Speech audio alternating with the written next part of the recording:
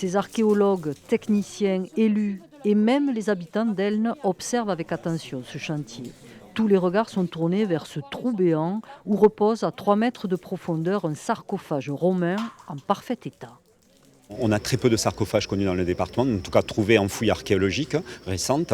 Le seul exemplaire qu'on connaissait, c'était celui d'Espira de Conflans, mais malheureusement, il était cassé en morceaux, puis il a été restauré. Ici, on a la chance d'avoir une tombe intacte, un sarcophage qui fait près de 2 tonnes et demie, qui est excessivement bien conservé, et ça reste tout à fait exceptionnel.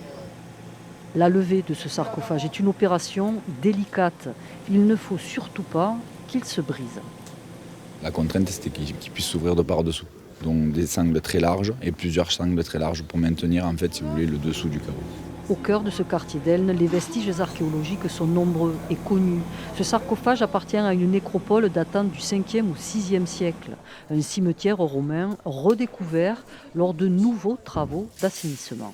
On a une nécropole ici qui s'étend dans la ville basse sur à peu près 2000 m². Ça, on le sait par les observations qui ont été faites dans les années 60, où les égouts ont été posés et où l'archéologue amateur Roger Gros avait fait le suivi et avait déjà documenté et sectorisé cette nécropole.